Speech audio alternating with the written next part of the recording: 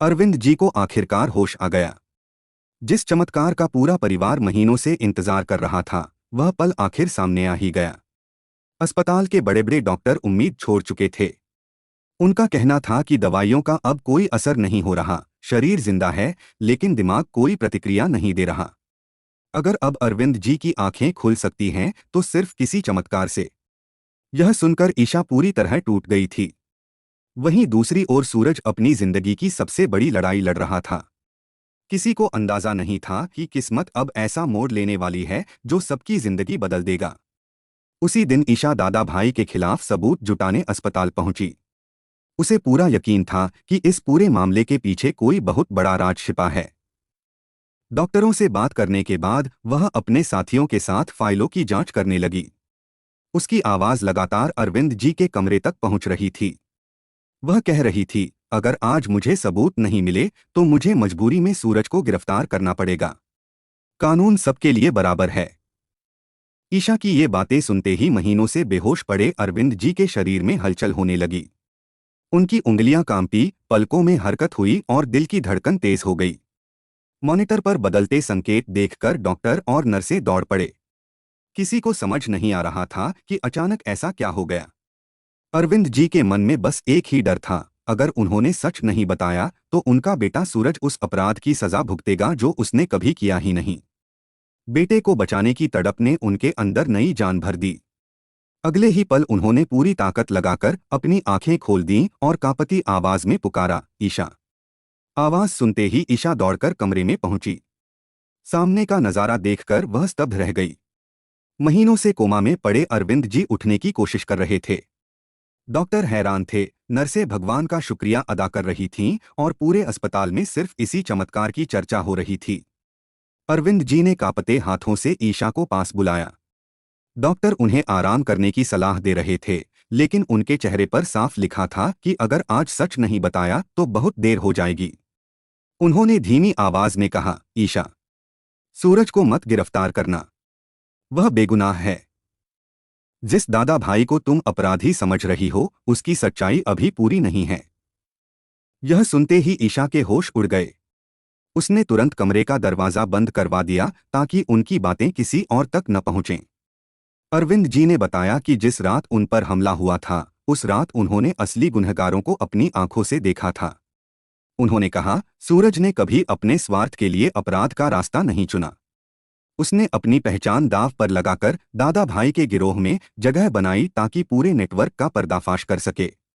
वह अपराधी नहीं, बल्कि अपराधियों का अंत करने निकला था। यह सुनते ही ईशा के हाथों से सारी फाइलें नीचे गिर गईं। उसे एक एक पुरानी घटना याद आने लगी। हर बार जब उसकी जान खतरे में पड़ी, सूरज किसी न किसी तरह उसे बचाने पहुंच गया था। तब उसे लगता था कि यह सब किसी साजिश का हिस्सा है, लेकिन आज हर घटना का असली मतलब सामने आ चुका था। अरविंद जी ने आगे बताया कि दादा भाई का नेटवर्क बड़े नेताओं, बिल्डरों और कुछ भ्रष्ट अधिकारियों तक फैला हुआ है। अगर सूरज उस गिरोह के अंदर नहीं जाता तो शायद पूरा परिवार आज जिंदा भी नहीं होता। उन्होंने ईशा का हाथ पकड़कर कहा, बेटी, अगर तुमने जल्दबाजी में सूरज को गिरफ्तार कर लिया तो असली गुनहगार हमेशा के लिए बच जाएगा। पहले उस शैतान का चेहरा दुनिया के सामने लाओ, उसके बाद मेरे बेटे को जो सजा देनी हो दे देना। ईशा की आंखों से भी आंसू बहने लगे। अब उसे समझ आ चुका था कि उसने सूरज को गलत समझा था, लेकिन एक पुलिस अधिकारी होने के नाते उसे अदालत में पेश करने के लिए पक्के सबूत भी चाहिए थे। इसी बीच अस्पताल के बाहर कुछ संदिग्ध लोग दिखाई दिए। दादा भाई के गुर्गों को खबर मिल चुकी थी कि अरविंद जी को होश आ गया है। अब उनका अगला निशाना वही थे, क्योंकि अगर वे अदालत तक पहुंच गए तो वर्षों से छिपा पूरा सच सामने आ जाएगा। तभी अचानक अस्पताल की बिजली चली गई और चारों तरफ अंधेरा छा गया। इसी मौके का फायदा उठाकर 3 नकाबपोश हमलावर अंदर घुस आए। ईशा ने बिना घबराए अपनी सर्विस पिस्तौल निकाली और उनका डटकर सामना किया। तभी एक रहस्यमय नकाबपोश वहां पहुंचा और कुछ ही पलों में तीनों हमलावरों को धराशायी कर दिया। ईशा उसके लड़ने का अंदाज देखकर हैरान रह गई। वह चेहरा नहीं देख पाई क्योंकि वह खिड़की से कूदकर अंधेरे में गायब हो गया। अरविंद जी मुस्कुराए और बोले, मैं अपने बेटे को पहचानता हूं। वह सूरज था। अब ईशा को पूरा यकीन हो चुका था कि सूरज अपराधी नहीं, बल्कि अपनी जान जोखिम में डालकर दादा भाई के साम्राज्य को खत्म करने निकला एक सच्चा योद्धा है। अगली सुबह ईशा ने अस्पताल की सीसीटीवी फुटेज खंगाली। एक वीडियो में उसे नकाबपोश की कलाई पर वही काला धागा दिखाई दिया जो उसने वर्षों पहले सूरज के हाथ पर बांधा था। उसकी आंखें नम हो गईं। लेकिन तभी उसे एक और चौंकाने वाला सच दिखाई दिया। अस्पताल के बाहर खड़ी एक सफेद गाड़ी में कमिश्नर का बेहद करीबी अधिकारी किसी से लगातार फोन पर बात कर रहा था। अब साफ हो चुका था कि दादा भाई का नेटवर्क पुलिस विभाग तक पहुंच चुका है और विभाग के भीतर ही कोई बड़ा गद्दार मौजूद है। उधर सूरज अपने गुप्त ठिकाने पर सारी खबरें सुन रहा था। उसे पता चल चुका था कि अरविंद जी को होश आ गया है और अब उनकी जान पहले से भी ज्यादा खतरे में है। दूसरी तरफ दादा भाई गुस्से से तिलमिला उठा। उसने अपने आदमियों को आदेश दिया, आज रात से पहले अरविंद जिंदा नहीं बचना चाहिए।